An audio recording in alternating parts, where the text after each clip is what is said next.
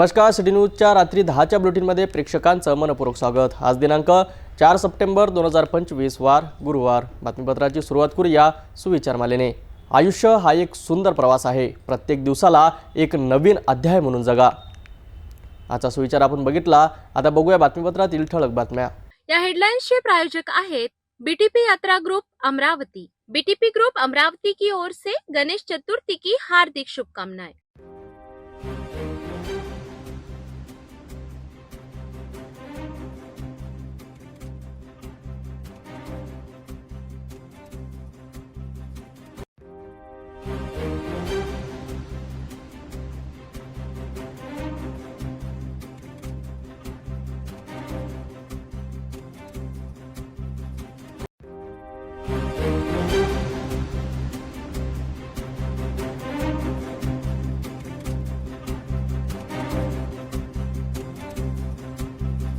आपण ठळक बातमी बघितल्या। आता घेऊया एक छोटासा ब्रेक। शादी और ब्याह की शुरुआत आराधना साड़ी के साथ।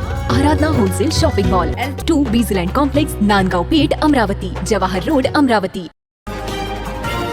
ब्रेक नंतर बघूया सविस्तर बातम्या। सुरुवातीला एक नजर टाकूया शहरातील गुन्हेगारी क्षेत्रातील घडामोडींवर। अमरावती शहरातून एक मोठी कारवाई समोर आली आहे। नागपूरगेट पोलीस स्टेशन हद्दीतील लालखडी येथे गुन्हे शाखेने गोवंश तस्करी करणारा एक ट्रक पकडला आहे। पोलिसांनी केलेल्या या धडक कारवाईमुळे 51 गोवंशांचे प्राण वाचले आहेत, तर 11 मृत गोवंशही आढळले आहेत। काय आहे हा संपूर्ण प्रकार पाहूया आमच्या सविस्तर रिपोर्टमध्ये। ही घटना अमरावती शहराच्या नागपूरगेट पोलीस स्टेशन हद्दीतील लालखडी परिसरातील आहे। गुन्हे शाखेला गोपनीय माहिती मिळाली होती की एका ट्रकमधून अवैधरित्या गोवंश कत्तलीसाठी नेले जात आहेत। याच माहितीच्या आधारे पोलिसांनी सापळा रचला आणि लालखडी ते पन्नीपुरा जाणाऱ्या रोडवर MH27X 8886 या क्रमांकाचा एक ट्रक पकडला। पोलिसांची गाडी जवळ येताच ट्रक चालक ट्रक सोडून पळून गेला। पोलिसांनी जेव्हा ट्रकची तपासणी केली तेव्हा आतमध्ये गोवंश जातीचे एकूण 62 जनावरे आढळली। त्यापैकी 51 जनावरे जिवंत होती, तर 11 जनावरांचा मृत्यू झाला होता। घटनेच्या ठिकाणी 2 पंच, पशुवैद्यकीय अधिकारी आणि गौरक्षण संस्थेचे प्रतिनिधी यांच्या उपस्थितीत पंचनामा करण्यात आला। पोलिसांनी 51 जिवंत जनावरे आणि ट्रक असा एकूण 27,25,000 रुपयांचा मुद्देमाल जप्त केला आहे। या प्रकरणात पोलीस स्टेशन नागपूर गेट येथे गुन्हा दाखल करण्याची प्रक्रिया सुरू आहे। पोलीस या प्रकरणी पुढील तपास करीत आहेत आणि पळून गेलेल्या ट्रक चालकाचा शोध घेत आहेत। पोलिसांच्या या तत्पर कारवाईमुळे गोरक्षकांना दिलासा मिळालाय।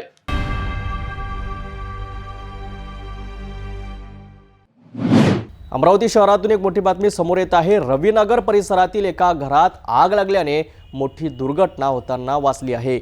अग्निशमन दलाच्या तात्काळ आणि धाडसी कारवाईमुळे घरात अडकलेल्या 2 वयोवृद्ध व्यक्ती आणि गॅस सिलेंडरला वेळीच बाहेर काढण्यात आले, ज्यामुळे मोठा अनर्थ टळला आहे। या घटनेचा सविस्तर अहवाल पाहूया। अमरावती शहराच्या न्यू गणेश कॉलनीतील रविनगर भागात विश्वजित देशमुख यांच्या घरात संध्याकाळी 6:07 वाजता अचानक आग लागली। आगीची माहिती मिळताच अमरावती महानगरपालिकेचा अग्निशमक विभाग तात्काळ मदतीसाठी धावला। अवघ्या 8 मिनिटात अग्निशमक दलाचे वाहन घटनास्थळी पोहोचलेत। घरात 2 वयोवृद्ध व्यक्ती अडकल्या होत्या आणि स्वयंपाकघरात गॅस सिलेंडरला आग लागल्याची गंभीर माहिती जवानांना मिळाली। कोणतीही वेळ न दडवता अग्निशमक दलाच्या कर्मचाऱ्यांनी अत्यंत धाडसाने घरात प्रवेश केला आणि दोन्ही वयोवृद्धांना सुरक्षित बाहेर काढले। त्याचवेळी आग लागलेला गॅस सिलेंडरही बाहेर काढण्यात आला, ज्यामुळे मोठा स्फोट टाळता आला। आगीत भाजलेल्या एका महिलेला तातडीने उपचारासाठी रुग्णालयात पाठवण्यात आले आहे। अग्निशमक दलाच्या जवानांनी अथक प्रयत्नांनी घरातील स्वयंपाकघर आणि बेडरूममध्ये लागलेली आग पूर्णपणे विझवली। अमरावती अग्निशमक दलाच्या या जलद आणि कार्यक्षम कामगिरीमुळे अनेक जीव वाचले आणि मोठी दुर्घटना टळली।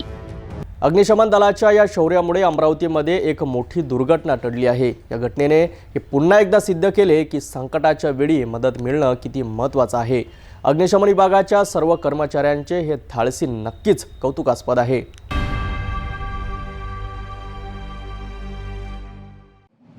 एक धक्कादायक आणि दुर्दैवी घटना धामणगाव रेल्वे स्टेशनवरून समोर येत आहे, जिथे एका तरुणाचा चालत्या रेल्वेत चढताना अपघात झाला।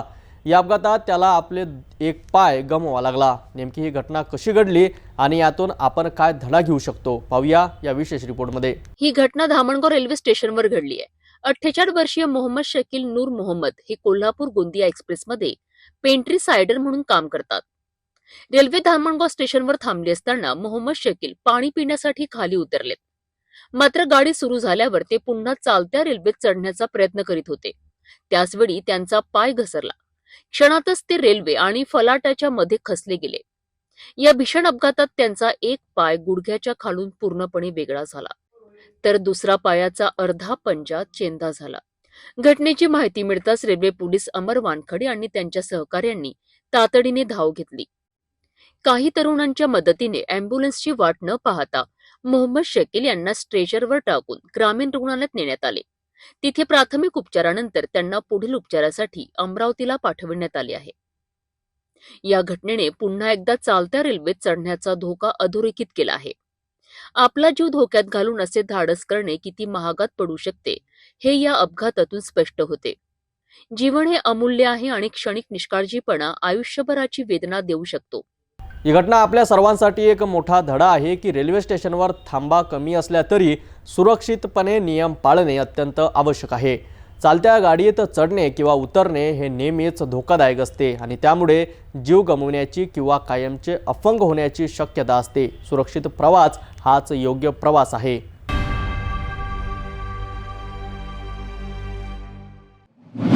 अमरावती जिल्ह्यातील अंजनसिंगी गावातून येत आहे, जिथे गावकऱ्यांनी बस स्थानकाच्या मागणीसाठी जोरदार आंदोलन केले. गेल्या 3 वर्षांपासून बसस्थानक नसल्यामुळे होणाऱ्या गैरसोयीला कंटाळून हजारो नागरिक रस्त्यावर उतरले. प्रशासनाला अखेर दखल घ्यावी लागली आणि लेखी आश्वासन मिळाल्यानंतरच आंदोलन मागे घेण्यात आले. काय आहे हा संपूर्ण प्रकार पाहूया आमच्या सविस्तर रिपोर्टमध्ये. अंजनसिंगी अमरावती जिल्ह्यातील हे छोटेसे गाव आज एका मोठ्या आंदोलनाचे साक्षीदार ठरले. येथील नागरिक गेल्या 3 वर्षांपासून बस स्थानकाची मागणी करत होते, पण प्रशासनाकडून केवळ दुर्लक्षच होत होते. याचाच परिणाम म्हणून हजारो नागरिक रस्त्यावर उतरले आणि त्यांनी चक्काजाम आंदोलन केले. गावातील महिला, पुरुष, विद्यार्थी आणि वृद्ध नागरिक मोठ्या संख्येने या आंदोलनात सहभागी झाले होते. ऊन, वारा आणि पावसात उघड्यावर उभे राहून बसची वाट पाहणाऱ्यांनी होणाऱ्या त्रासाला कंटाळून कठोर निर्णय घेतलाय. या आंदोलनाला खासदार अमर काळे आणि माजी आमदार वीरेंद्र जगताप यांनीही पाठिंबा दिला. शिवसेना उभाटा जिल्हा प्रमुख मनोज कडू, काँग्रेसचे पंकज वानखडे आणि क्रांतिकारी शेतकरी संघटनेचे कपिल पडघाण यांच्यासह अनेक राजकीय पक्ष आणि संघटनांचे पदाधिकारी उपस्थित होते. नागरिकांच्या एकजुटीमुळे प्रशासनाला याची गंभीर दखल घ्यावी लागली. तहसीलदार अभय घोरपडे, सार्वजनिक बांधकाम विभागाचे अधिकारी आणि पोलीस निरीक्षक यांच्यासह अनेक अधिकारी घटनास्थळी दाखल झाले. मी श्रीकृष्ण गायकवाड, माजी ग्रामपंचायत सदस्य. आज अंजनसिंगी येथे मोठ्या प्रमाणात रास्ता रोको आंदोलन करण्यात आलेले आहे. गेल्या 4 वर्षापासून इथे शेड किंवा बसस्थानक नव्हतं, त्याच्यामुळं संपूर्ण परिसरातील नागरिकांना खूप त्रास होत होता. त्या अनुषंगाने गेल्या 4 वर्षापासून पाठपुरावा केल्यानंतरही प्रशासनाने निर्णय घेतलेला नाही. त्याच्यामुळं संपूर्ण परिसरातील नागरिकांनी निर्णय घेतला आणि असं मोठ्या प्रमाणात आंदोलन इथं सादर केलं आणि प्रशासकीय अधिकाऱ्यांनी आम्हाला आता 4 दिवसाचा अवधी दिलेला आहे. या 4 दिवसाच्या अवधीमध्ये जर त्यांनी हे बसस्थानक केलं नाही तर याच्यापेक्षा तीव्र आंदोलन आम्ही 5 तारखेपासून करू, एवढं मी या ठिकाणी सांगू इच्छितो. गावकऱ्यांनी मागणी लावून धरल्यानंतर अखेर प्रशासनाने जागेची तातडीने मोजणी करण्याचे आदेश दिले. गेल्या 4 वर्षापासून अंजनसिंगी बसस्थानकाचा प्रश्न रेंगातच पडलेला आहे. अधिकाऱ्यांना वारंवार भेटून आंदोलन करूनही सुद्धा या प्रश्नाकडे दुर्लक्ष करण्यात आलेलं आहे. स्थानिक आमदारांनी अधिकाऱ्यावर बटन आणल्यामुळे, वजन आणल्यामुळे हा प्रश्न आतापर्यंत रेंगाळत पडलेला आहे. या संदर्भात तत्कालीन बांधकाम अधिकारी वानखडे साहेब यांनी सुद्धा माझ्यापाशी बोलून दाखवलं का माझ्यावर आमदार साहेबाचा वजन असल्यामुळे मी तुमचं बसस्थानकाचं काम सध्या करू शकत नाही. पण आमचं सातत्यानं आंदोलन करून आम्ही या सातत्यानं रेटा देत आलो आणि गेल्या महिन्याभरापासून त्यात आजचे आंदोलन केलं, याची तयारी करून हे आंदोलन 100% सक्सेस केलं आणि येणाऱ्या अधिकाऱ्यांनी आम्हाला लेखी आश्वासन दिलं आणि कलेक्टर साहेबाचा फोन सुद्धा आला की सोमवारी आमची तिथं बैठक सुद्धा बोलावली आहे कलेक्टर ऑफिसमध्ये. अधिकाऱ्यांनी घटनास्थळीची पाहणी आणि आंदोलनकर्त्यांची समजूत काढून प्रशासनाने 4 दिवसात बस स्थानकांच्या बांधकामाला सुरुवात करण्याचे लेखी आश्वासन दिल्यानंतरच गावकऱ्यांनी आंदोलन मागे घेतले. आज माननीय तहसीलदार साहेब, भूमी अभिलेखचे उपअभियंता व नजूल मधले जे अधिकारी आहेत त्यांनी आपल्याला लिहून दिलेलं आहे लेखीमध्ये की 4 दिवसानंतर हे काम जे बस स्टँडचं काम आहे ते सुरू करणार आहे आणि त्यांना 3 दिवसाची शासकीय नियमानुसार त्यांना नोटीस देणार आहे आणि 4थ्या दिवशीपासून आपलं बस स्टँडचं काम सुरू होणार आहे असं त्यांनी लेखी स्वरूपात आपल्याला दिलेलं आहे. जे गैर अर्जदार आहे त्यांना नोटीस देण्यात येईल. जे अतिक्रमण ज्यांनी केलेलं आहे त्यांना नोटीस देऊन 3 दिवसाची नोटीस राहील आणि 4थ्या दिवशी भूमी आपल्या BNC मार्फत ते काम सुरू होणार आहे. नागरिकांनी आपल्या हक्कांसाठी केलेल्या संघर्षाला यश आले आहे. आता पाहायचे आहे की प्रशासन दिलेल्या शब्दाचे पालन करून बस स्थानकाचे काम वेळेत पूर्ण करते का. बखानले सरांसोबत आणि तहसीलदार साहेबांनी आम्हाला जे आश्वासन दिलेलं आहे 4 दिवसांनी आम्ही काम चालू करू.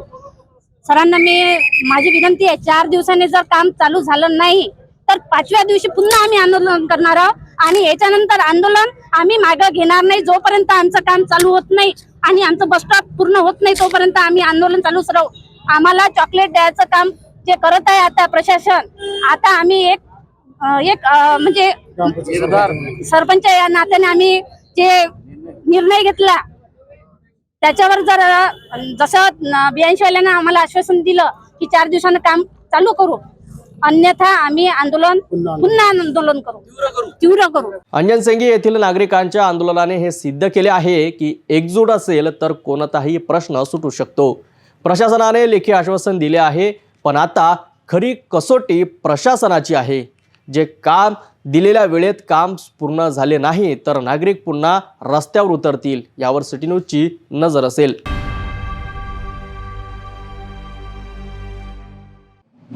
मेळघाटातील आदिवासी भागातील प्रवाशांच्या समस्येची एक धक्कादायक बाब समोर आली आहे.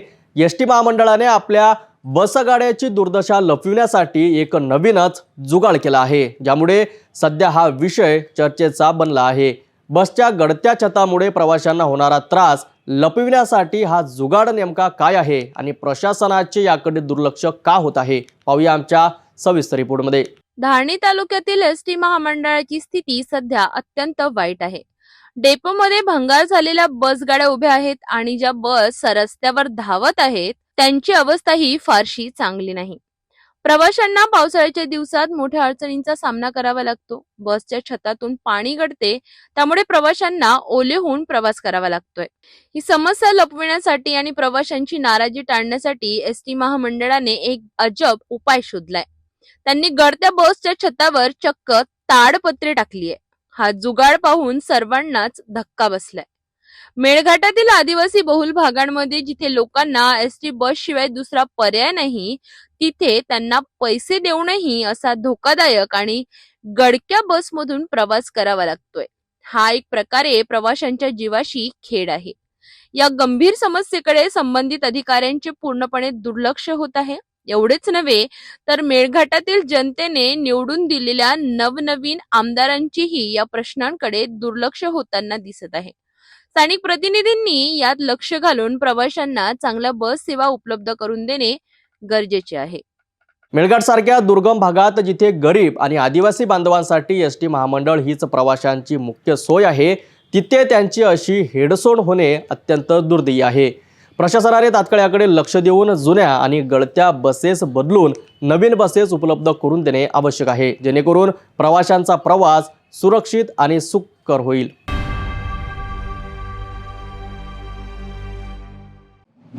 सध्या राज्याच्या आरोग्य व्यवस्थेवर परिणाम करणारी एक मोठी बातमी समोर येत आहे. अमरावती जिल्ह्यातील धारणी तालुक्यात नर्सेस युनियनने काम बंद सुरू केले असून आपल्या मागण्यांसाठी विशेषतः समायोजन आणि वेतन सुसूत्रीकरणासाठी शेकडो नर्सेस भर पावसात भिजत ठाम उभे आहेत. नेमक्या काय आहेत त्यांच्या मागण्या आणि या आंदोलनाचा काय परिणाम होत आहे, पाहूया सविस्तर रिपोर्टमध्ये.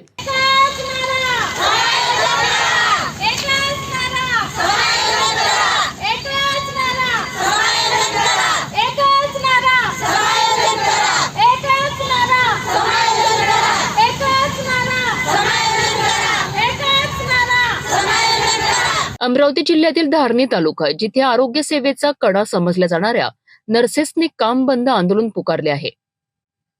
गेल्या अनेक दिवसांपासून शासन दरबारी प्रलंबित असलेल्या त्यांच्या मागण्या आता अखेर रस्त्यावर आल्या आहेत. नर्सेस युनियनने त्यांच्या प्रमुख मागण्यांमध्ये समायोजन आणि वेतन सुसूत्रीकरणाची मागणी लावून धरली आहे.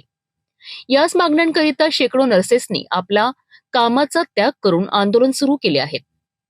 सर्वात लक्षणीय बाब म्हणजे आपल्या मागण्यांकरिता त्या कुठल्याही परिस्थितीत मागे हटायला तयार नाहीत. भर पावसात भिजूनही त्या आपल्या मागण्यांकरिता घोषणा देत आहेत. त्यांचे हे दृढनिश्चित प्रशासनावर दबाव आणत आहे, कारण या आंदोलनामुळे आरोग्य सेवांवर परिणाम होण्याची शक्यता आहे. नर्सेसचे म्हणणे आहे की जर त्यांच्या मागण्या मान्य झाल्या नाहीत तर हे आंदोलन आणखी तीव्र केले जाईल. आमच्या संपाला आज 19 तारखेपासून आमचा संप सुरू आहे. आज आमच्या संपाला 17 दिवस झालेले आहेत आणि जोपर्यंत आमची मागणी पूर्ण होत नाही तोपर्यंत आमचा संप सतत चालणार आहे. आम्ही काम बंद आंदोलन सतत याच्यासाठी चालू केलेलं आहे, कारण आमच्या मागण्या पूर्ण करून घेण्यासाठी. कर्मचारी, अधिकारी आणि कर्मचारी पूर्ण महाराष्ट्रात बसलेले आहेत. आतापर्यंत आपल्याकडे तालुका आरोग्य अधिकारी, माजी आमदार भेटून आम्हाला पाठिंबासुद्धा देऊन गेलेले आहेत, कारण आमच्या मागण्या रास्त आहेत. त्या आम्हाला भेटून शुभेच्छा देऊन आणि पाठिंबा देऊन गेलेले आहेत. आपल्या इथं 95 कर्मचारी आहेत.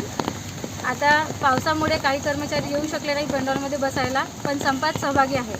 सतत पाऊस चालू आहे तरी आमच्या मागण्या आम्हाला मान्य करून घ्यायच्या आहेत आणि आम्ही रास्त मागण्यांसाठी इथे बसलेलो आहोत आणि आम्हाला असं वाटते शासनाने आमच्या मागण्या पूर्ण कराव्या.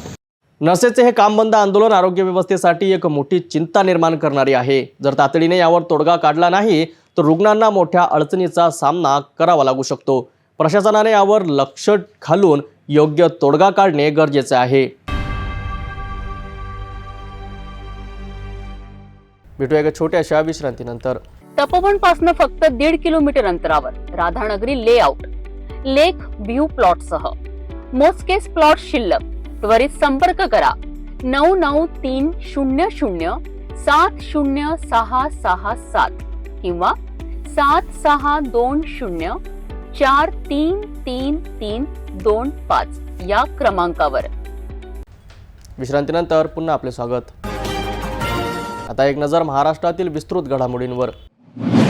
नागपूर जिल्ह्यातून एक मन हेलकावून टाकणारी घटना समोर आली आहे. इथे एका मुलानेच आपल्या जन्मदात्या पित्याची चाकूने भोसकून निर्गुण हत्या केली आहे.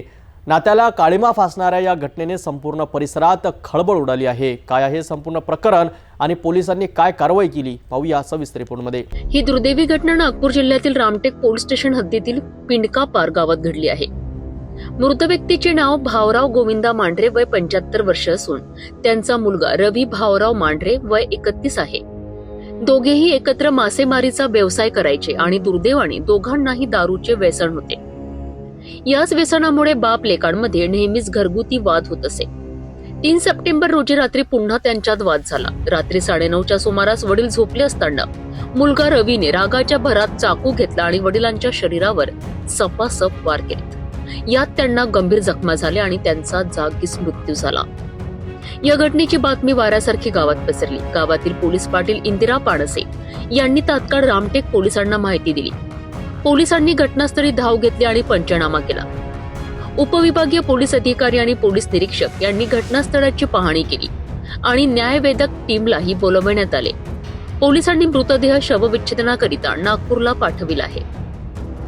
पोलिसांनी तात्काळ कारवाई करत आरोपी मुलगा रवीला अटक केली असून पुढील तपास सुरू आहे. दारूच्या व्यसनामुळे नात्यांमधील प्रेम आणि आदर कसा संपतो याचे हे एक दुर्दैवी उदाहरण आहे. एका क्षणाच्या रागाने एका मुलाने जन्मदात्या पित्याचीच हत्या केली, ज्यामुळे एका कुटुंबाचा विनाश झाला. ही घटना समाजासाठी एक मोठा इशारा आहे की व्यसन हे केवळ व्यक्तीला नाही तर संपूर्ण कुटुंबाला संपवते.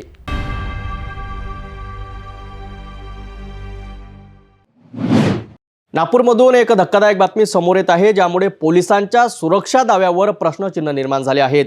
ज्या दिवशी पोलिसांनी शांततेचा विश्वास देण्यासाठी रूट मार्च काढला त्याच रात्री गुंडांनी हातात शस्त्रे घेऊन धुमाकूळ घातला. काय आहे संपूर्ण प्रकरण आणि पोलिसांनी काय कारवाई केली पाहूया सविस्तर रिपोर्टमध्ये. नागपूरमधील शांतीनगर परिसर, जिथे पोलिसांनी दिवसा 2 बंदोबस्त लावून रूट मार्च काढला होता, जेणेकरून लोकांना सुरक्षिततेची भावना निर्माण होईल. पण पोलीस निघून गेल्यावर काही तासातच गुन्हेगारांनी आपल्या कृत्याने पोलिसांच्या सुरक्षा व्यवस्थेवर प्रश्नचिन्ह उभे केले. ही घटना NIT गार्डन परिसरात घडली, जिथे पैशांच्या वादातून काही असामाजिक तत्वांनी जोरदार गोंधळ घातला. त्यांच्या हातात धारदार शस्त्रे होती, ज्याने त्यांनी जवळ उभ्या असलेल्या गाड्यांची तोडफोड केली. या घटनेमुळे संपूर्ण परिसरात भीतीचे वातावरण पसरले. स्थानिक लोकांना आश्चर्य वाटत आहे की पोलिसांच्या रूट मार्चचा या गुंडांवर कोणताही परिणाम का झाला नाही. ते बिनधास्तपणे शस्त्रे घेऊन फिरत होते, जणू त्यांना कोणाचीच भीती नाही. घटनेची माहिती मिळताच शांतीनगर पोलिसांनी तातडीने कारवाई करत आतापर्यंत 17 आरोपींना ताब्यात घेतले. पोलीस या प्रकरणाचा पुढील तपास करीत आहे. जे आरोपी आहेत आणि तिथे ज्याला मारहाण झाली त्याच्यामध्ये त्यांच्या पैशाच्या कारणावरून वाद होता. त्या कारणावरून ते सुरुवातीला थोडं त्यांची बाचाबाची झाली होती. ते परत पुढे त्याच्या शोधासाठी तिथे गेले. तिथं ते गणपती मंडळाच्या तिथे होता, त्यामुळे तिथं परत त्यांच्यामध्ये तिथे मारहाण झालेली आहे. बरोबर, आतापर्यंत आपण एकूण 17 आरोपींना ताब्यामध्ये घेतलेलं. यामधील काही आरोपींचा आहे पूर्वीचा रेकॉर्ड आहे. याच्यामध्ये आतापर्यंत जी माहिती आलेली आहे त्याच्यावरून त्यांच्या आपशी पैशाचा वाद असल्याचं कारण आता आपल्याला कळलेलं आहे. अजून अपडेट्स आपल्याला मिळतील. बरोबर, एक 8-9 गाड्यांची तोडफोड झालेली आहे. सणासुदीचे दिवस सुरू झाले आहेत. गणेशोत्सवानंतर आता दुर्गोत्सवही येत आहे. अशा परिस्थितीत शहरातील नागरिकांची सुरक्षा ही पोलिसांची सर्वात मोठी जबाबदारी आहे. अशा घटनांवरून हे स्पष्ट होते की पोलिसांनी गुन्हेगारांमध्ये भीतीचं वातावरण निर्माण करण्यासाठी आणखी कठोर पावले उचलण्याची गरज आहे, जेणेकरून नागपूर शहर सुरक्षित राहू शकेल.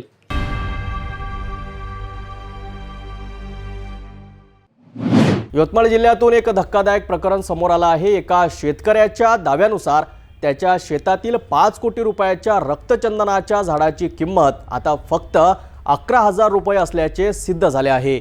मुंबई उच्च न्यायालयाच्या नागपूर खंडपीठाच्या आदेशानंतर रेल्वेने आधी 1 कोटी रुपये नुकसान भरपाई म्हणून जमा केले होते. मात्र आता ते झाड रक्तचंदनाचे नसल्याचे स्पष्ट झाले आहे. आता रेल्वेने ही संपूर्ण रक्कम व्याजासह परत मागण्यासाठी न्यायालयात अर्ज केला आहे.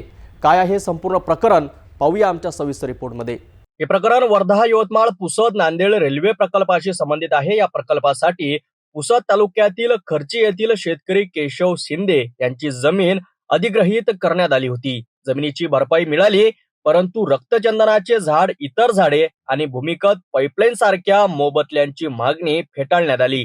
त्यानंतर शिंदे यांनी न्यायालयात धाव घेतली. याचिका दाखल झाल्यावर रेल्वेने नुकसान भरपाई म्हणून 1 कोटी रुपये जमा केले. न्यायालयाने शेतकऱ्याला त्यापैकी 50 लाख रुपये काढण्याची परवानगी दिली आणि उर्वरित रक्कम झाडाच्या मूल्यांकनानंतर देण्याचे निर्देश दिले. त्यानंतर बेंगळुरू येथील एका संस्थेने केलेल्या शासकीय तपासणीत धक्कादायक खुलासा झाला.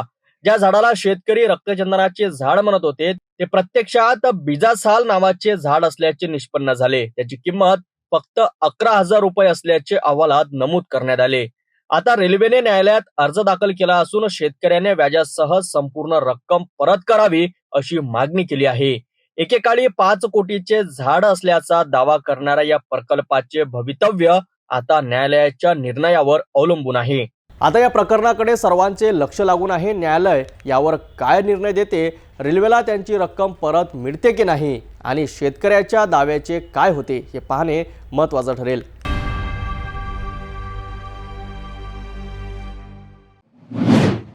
अकोल्यात काही दिवसांपूर्वी MIDC परिसरात झालेल्या सुफियान सेठ हत्या प्रकरणानंतर अकोला पोलिसांनी गुन्हेगारांवर मोठी कारवाई केली आहे. आज पोलिसांनी थेट रस्त्यावर गुंडांची धिंड काढून गुन्हेगारीला थारा नाही असा स्पष्ट संदेश दिलाय. ही कारवाई नेमकी कशी पार पडली, पाहूया या खास रिपोर्टमध्ये. अकोल्याच्या MIDC परिसरातील सुफियान सेठ हत्या प्रकरणाने परिसरात तणावाचे वातावरण निर्माण झाले होते. यानंतर पोलीस अधीक्षक अर्चित चांडक यांच्या नेतृत्वाखाली अकोला पोलिसांनी गुन्हेगारांचे धाबे दणाणून सोडवणारी कारवाई केली आहे. सकाळी पोलीस दलाने या परिसरातील गुन्हेगारांना ताब्यात घेतले आणि त्यांची थेट रस्त्यावर धिंड काढली. शिवणी आणि MIDC परिसरात ही कारवाई करण्यात आली आहे. यावेळी पोलिसांनी प्रत्येक गुन्हेगाराला सार्वजनिक ठिकाणी उभे करून त्यांनी केलेल्या गुन्ह्यांची माहिती नागरिकांना दिली. या धडक कारवाईमुळे परिसरातील गुन्हेगारांचे मनोबल खच्चीकरण झाले आहे. पोलिसांनी स्पष्ट शब्दात इशारा दिला आहे की अकोल्यात गुन्हेगारीला अजिबात जागा नाही. कायदा मोडणाऱ्यांना कोणत्याही परिस्थितीत पाठीशी घातले जाणार नाही असा ठाम संदेश यातून देण्यात आला. पोलीस आणि स्थानिक लोकांमध्ये या कारवाईमुळे समाधान आणि विश्वासाचे वातावरण निर्माण झाले आहे. ही कारवाई पाहण्यासाठी मोठ्या संख्येने नागरिक जमा झाले होते आणि त्यांनी पोलिसांच्या या धाडसी निर्णयाचे जोरदार स्वागत केलेत.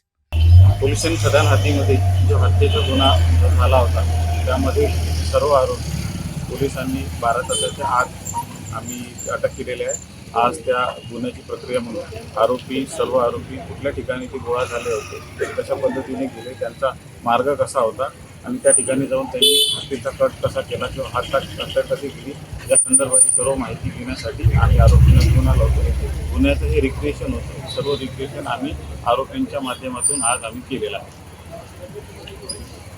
नागरिकांच्या मनामध्ये काही भीती आहे सर, त्यासाठी काय?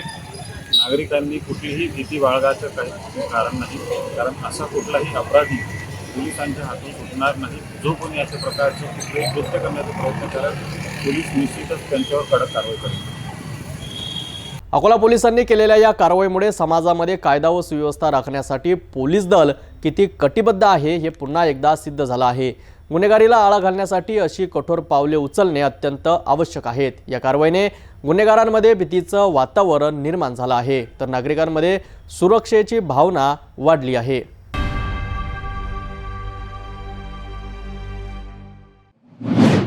नागपुरात पोलिसांच्या कामगिरीमुळे चोरट्यांच्या मुचक्या आवडल्या गेल्या आहेत. राणा प्रतापनगर पोलिसांनी चोरी करणाऱ्या एका महिलेला तसेच मोबाईल चोरी करणाऱ्या आरोपींना अटक केली आहे.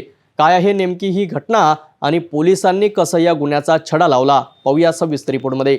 नागपूरच्या राणा प्रतापनगर पोलिसांनी चोरी करणाऱ्या एका महिलेला तसेच मोबाईल चोरी करणाऱ्या आरोपींना अटक केली आहे. ही घटना आहे नागपुरातील राणा प्रतापनगर परिसरातील. डॉक्टर लीना नेमाडे यांच्या घरातून 5,46,000 रुपयांचे सोन्याचे आणि प्लॅटिनमचे दागिने चोरीला गेले होते. वाढदिवसाच्या निमित्ताने दागिने वापरल्यानंतर त्यांनी ते बेडरूम मधील कपाटात ठेवले होते. काही दिवसांनी पाहणी केली असता दागिने गायब झाल्याचे त्यांच्या लक्षात आले. या घटनेमुळे नेमाडे कुटुंबीय चिंतेत पडले. त्यांनी लगेच पोलिसात तक्रार दाखल केली. राणा प्रतापनगर पोलिसांनी या गुन्ह्याचा तपास सुरू केला. सुरुवातीला घरात काम करणाऱ्या 3 महिलांची चौकशी करण्यात आली, पण त्यांनी चोरीबद्दल काहीच माहिती नसल्याचं सांगितलं. पोलिसांनी या प्रकरणाचा सखोल तपास सुरू ठेवला. त्यांनी पुन्हा एकदा घरकाम करणाऱ्या महिलांची कसून चौकशी केली. अखेर एका महिलेने चोरी केल्याचे निष्पन्न केले. पोलिसांनी तिला ताब्यात घेतले आणि चौकशी केली असता तिने गुन्ह्याची कबुली दिली. पोलिसांनी तिच्याकडून चोरलेले सोन्याचे दागिने जप्त केले. त्यांची किंमत सुमारे 6,89,500 रुपये आहे. पोलिसांच्या या कामगिरीमुळे तक्रारदार आणि नागरिकांनी समाधान व्यक्त केलंय. पुढील तपास सध्या सुरू आहे. पोलीस स्टेशन प्रतापनगर येथे 414/2025 कलम 305 भारतीय न्याय संहितान्वये गुन्हा दाखल होता. यामध्ये सोन्याचे दागिने चोरीस गेलेले होते आणि फिर्यादीला जे होतं शंका होती की घरच्यांनी कोणी चोरी केली असावे, कारण त्यात लॉक किंवा तोडून असं सोन्याचे दागिने गेलेले नव्हते. तरी आमच्या येथील तपास पथक सपोनी तांबे आणि PSI काळे त्यासोबत असलेले पोलीस हवालदार दिनेश डिक्रूज यांनी त्याच्यात असलेल्या महिला यांच्यावर लक्ष देऊन त्यांच्याकडे ज्या काम करत होत्या 3 महिला काम करत होत्या मोलकरीण म्हणून, त्यांच्यावर लक्ष देऊन त्यांचे CDR वगैरे काढून त्या दृष्टीने तपास केला असता त्यापैकी एका महिलेकडे सदरचे दागिने चोरी झाल्याचा संशय बळावला आणि तिच्याकडे चौकशी करून तपास केला असता समोर तिच्याकडून हे दागिने हस्तगत करण्यात आले. जवळपास 98.5 ग्रॅम सोन्याचे दागिने जे आहेत असा मुद्देमाल जप्त करण्यात आला, जो 6,89,500 रुपयाचा आहे, तो हस्तगत करण्यात आलेला आहे. सदर महिलेचे जो पती आहे त्याची पण गुन्हेगारी पार्श्वभूमी आहे आणि त्यामुळे तिने ते सदरचं चोरी करण्याचा निर्णय घेतला असं सांगून त्याच्यामध्ये वाटतं. फिर्यादी जे आहेत त्यांचं लॅबॉरेटरी आहे, ते दिवसभर तिथे लॅबॉरेटरीत काम करतात आणि भरपूर वेळपर्यंत लॅबॉरेटरीमध्ये काम करत असल्याकारणाने त्यांच्या घराकडे जास्त लक्ष, त्याकरता त्यांनी 3 मोलकरीण ठेवलेल्या होत्या ज्या आडीपाडीने काम करत होत्या. सोनं चोरी गेल्यानंतर काही दिवसानंतर त्याच्या लक्षात आलं की हे सोनं गेलेलं आहे आणि घरातल्यांना चोरले असल्या कारणामुळं त्यांच्या ते लगेच लक्षात आलेलं नव्हतं. या गुन्ह्याच्या जेव्हा उकल करण्यात आली त्यामध्ये सुरुवातीला त्यांनी 78 ग्रामचं सोन्याचे दागिने चोरी केलं सांगितलं, पण नंतर लक्षात आलं की याच्यापेक्षा जास्त सोनं चोरी गेलेलं आहे. 98.5 ग्रॅम सोन्याचे दागिन्याचा मुद्देमाल जप्त करण्यात आलेला आहे, जो जवळपास 6,89,500 रुपयाचा. तरी होती राणा प्रतापनगर पोलिसांच्या कामगिरीची बातमी. अशा प्रकारच्या घटना टाळण्यासाठी आपल्या घरात काम करणाऱ्या लोकांची माहिती पोलिसांकडे नोंदणे आवश्यक आहे.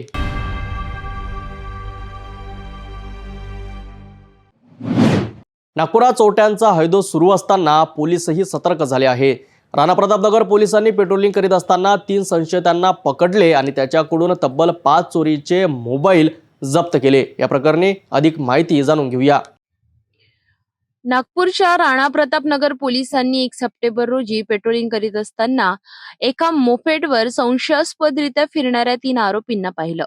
पोलिसांनी त्यांचा पाठलाग केला आणि सुर्वेनगर परिसरात त्यांना पकडलं. चौकशी केल्यानंतर त्यांची ओळख रितेश विश्वकर्मा, सुयोग शेंडे आणि एक विधी संघर्षग्रस्त बालक अशी पटली. या तिघांची झडती घेतली असता त्यांच्याकडून वेगवेगळ्या कंपन्यांचे एकूण 5 मोबाईल फोन सापडले. सखोल चौकशीत त्यांनी हे मोबाईल चोरी केल्याची कबुली दिली.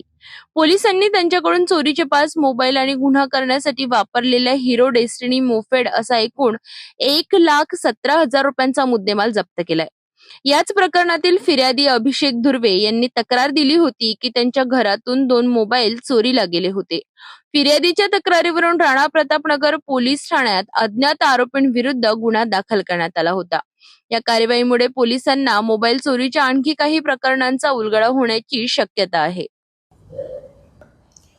पोलीस स्टेशन राणा प्रतापनगर येथील तपास पथकातील सपुनी तांबे, पोपनी काळे आणि हेड कॉन्स्टेबल एकनाथ, तसेच दिनेश भोगे, पोलीस शिपाई डिक्रूज, सचिन तिवारी आणि आनंद काबलिया यांनी दिनांक 1/9/2025 रोजी पेट्रोलिंग करत असताना 3 संशयित इसम यांना एका मोपेड गाडीवरून जाताना दिसले. ते संशयित असल्याने त्यांना विचारपूस केलं. त्यांच्याकडे 5 मोबाईल मिळून आलेत.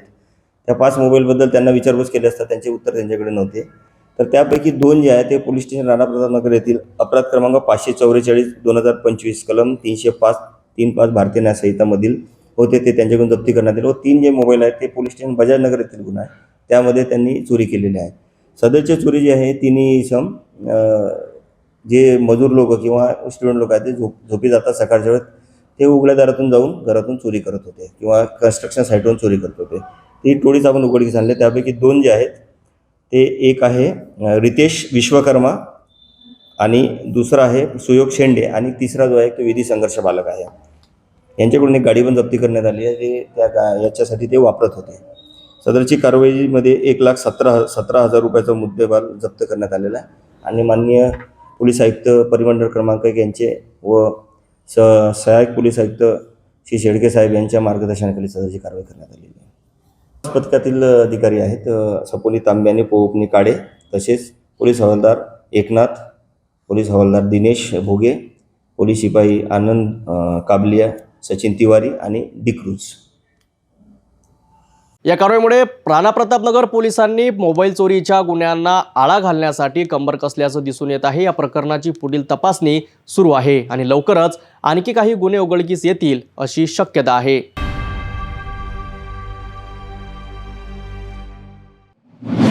भंडारा जिल्ह्यातील मिरेगावमध्ये दारूच्या व्यसनामुळे अनेक कुटुंब उद्ध्वस्त झाली आहेत. गावातील तरुण पिढीही या व्यसनाच्या आहारी जात आहे. यावर तोडगा काढण्यासाठी आता महिला आणि ग्रामस्थांनी एकत्र येऊन दारूबंदीसाठी हा लढा सुरू केला आहे.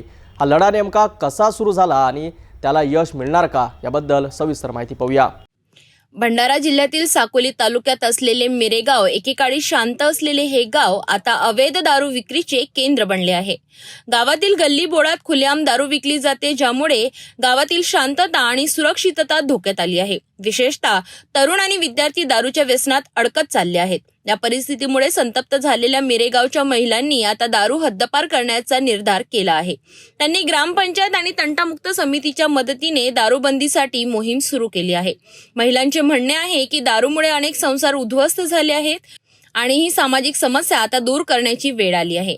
त्यांनी एकत्र येऊन दारू विक्री करणाऱ्यांविरोधात आवाज उठविला आहे आणि पोलिसांनाही याबद्दल माहिती दिली आहे. सर, ठराव घेण्याचं कारण म्हणजे आमच्या गावात दारूचा व्यसन अति प्रमाणात झालेला आहे. शाळेच्या मुलांवर परिणाम पडत आहे. काही जणांचे घरगुती म्हणजे परिवार उद्ध्वस्त झालेले आहेत. महिला खूप ग्रस्त झाल्या आहेत दारूमुळे. आणि त्याच्यासाठी म्हणजे आम्ही विचार केला की दारू बंद झालीच पाहिजे, म्हणून महिलांनी आम्हाला सहकार्य केलं आणि आम्ही SP ऑफिसला जाऊन निवेदन वगैरे दिलं आहे, पोलीस स्टेशनला निवेदन दिलं आहे. आणि त्या दारू पिणाऱ्याचा म्हणजे सोनमाळा, बोरटणी, या गावाच्या भोवतालचे जे लोक आहेत ना, त्या मिरेगावात जास्त धंदे असल्यामुळे बाहेरचे लोक इथे येऊन दारू पितात आणि इथेच पडून राहतात. या लढ्यात त्यांना गावातील इतर ग्रामस्थांचेही सहकार्य मिळत आहे. आता या संघर्षाला यश मिळते का आणि मिरेगाव अवैध दारूपासून मुक्त होते का हे पाहणे महत्त्वाचे ठरेल. तरी होती मिरेगावच्या महिलांच्या संघर्षाची कहाणी. त्यांच्या या एकजुटीतून एक गोष्ट नक्की स्पष्ट होते की जर समाजाने ठरविले तर कोणतीही सामाजिक समस्या दूर करता येते. आता पोलीस आणि प्रशासन या लढ्याला कसे सहकार्य करतात हे पाहणे महत्त्वाचं ठरेल.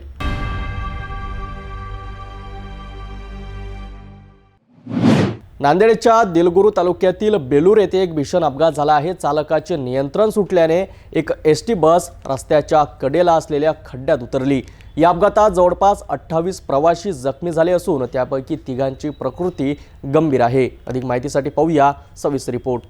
नांदेडच्या देगलूर तालुक्यातील बेलूर येथे एक मोठी दुर्घटना घडली. हाणेगावहून देगलूरकडे निघालेली ही बस बेलूर गावाजवळ पोहोचली असता अचानक चालकाचे नियंत्रण सुटले आणि बस रस्त्याच्या कडेला असलेल्या खड्ड्यात गेली.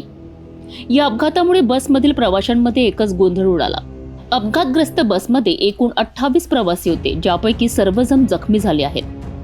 बसच्या वाहक सुरेखा शिंपाडे ह्या देखील या अपघातात जखमी झाल्यात. जखमींपैकी 3 प्रवाशांची प्रकृती गंभीर असल्याने त्यांना तातडीने नांदेड येथील शासकीय रुग्णालयात पुढील उपचारासाठी दाखल करण्यात आले आहेत. तर इतर किरकोळ जखमींवर देगलूरच्या स्थानिक शासकीय रुग्णालयात उपचार सुरू आहेत. चालकाच्या निष्काळजीपणामुळे किंवा तांत्रिक बिघाडामुळे हा अपघात झाला असावा असा प्राथमिक अंदाज वर्तविला जात आहे. या घटनेमुळे परिसरात हळहळ व्यक्त होत आहे. होती एक महत्त्वाची बातमी. या अपघातातील जखमींना लवकरच आरोग्य लाभो ही आशा आहे. ही बस नेमकी कोणत्या कारणामुळे खड्ड्यात गेली याबाबत पुढील तपास पोलीस करीत आहे.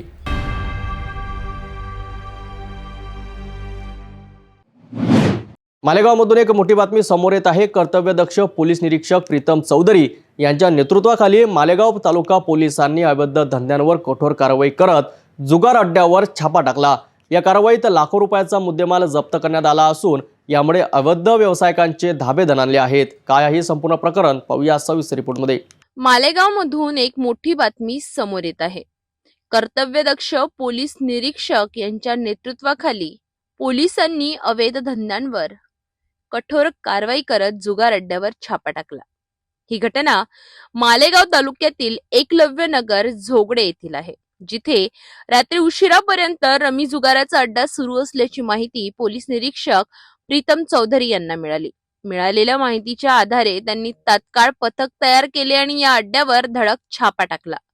पोलिसांनी केलेल्या या अचानक छाप्याने जुगार खेळणाऱ्यांची चांगलीच पडापडी झाली, पण पोलिसांनी त्यांना पडून जाण्यापासून रोखले आणि 7 जुगारींना रंगेहात पकडले. या कार्यवाहीत पोलिसांनी घटनास्थळावरून रोख रक्कम, मोबाईल, दुचाकी आणि पत्ते असा एकूण 1,89,300 रुपयांचा मुद्देमाल जप्त केला. पोलिसांनी सर्व आरोपींना ताब्यात घेतले असून त्यांच्यावर मालेगाव तालुका पोलीस ठाण्यात महाराष्ट्र जुगार कायदा कलम 12A अंतर्गत गुन्हा दाखल करण्यात आला आहे.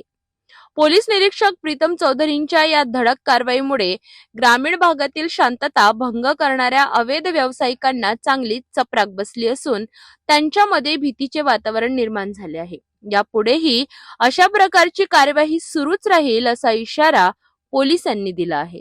मालेगाव तालुका पोलिसांनी केलेल्या या कारवाईने हे सिद्ध होते की अवैध धंदे चालविणाऱ्यांना आता कायद्याची भीती वाटू लागली आहे. पोलीस अधिकाऱ्यांच्या अशा कर्तव्यनिष्ठेमुळे सामान्य जनतेचा कायद्यावरील विश्वास टिकून राहतो.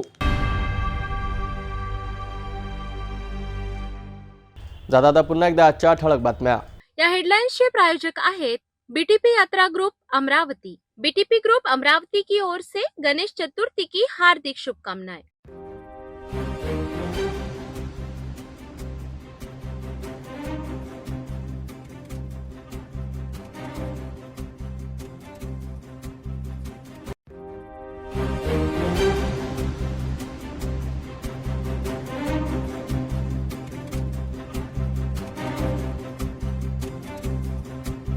आपण आता सिटी न्यूज चॅनल आपल्या टीव्हीवर सुद्धा बघू शकता. यामध्ये next channel number 117, Jio channel number 872, JTBL channel number 73, fast wave channel number 256 वर बघू शकाल. आता अमरावती जिल्ह्यानंतर विदर्भ आणि महाराष्ट्र दर्शक घरबसल्या आपल्या केबल टीव्हीवर सिटी न्यूज बातमी पाहू शकाल. यात Chhatrapati Sambhajinagar next setup box number 14, Yavatmal setup box number 12, Washim setup box number 26, Nanded setup box number 17, Mahur setup box number 07, Akola आरासी सेटअप बॉक्स नंबर 899 वर लवकरच आम्ही आपल्यापर्यंत पोहोचणार आहोत.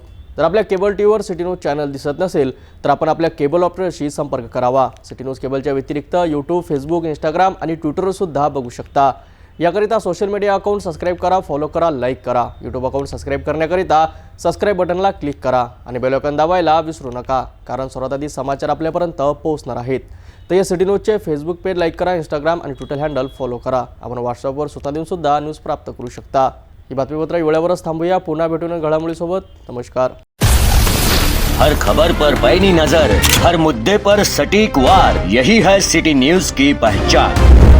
जहाँ सच्चाई की आवाज दबाई जाती है वहाँ सिटी न्यूज उठाता है सवाल. हर स्क्रीन पर, हर प्लेटफॉर्म पर हमारी मौजूदगी बोलती है. सिटी न्यूज हमेशा सच के साथ. अस्वीकरण. सिटी न्यूज चॅनलवर राजकीय, सामाजिक, धार्मिक कार्यकर्ते, प्रशासकीय अधिकारी, कर्मचारी किंवा कोणत्याही व्यक्तीने व्यक्त केलेली विचार अथवा माहिती ही त्यांची वैयक्तिक मते आहेत. त्या मतांशी सिटी न्यूज चॅनलची सहमती असणे आवश्यक नाही.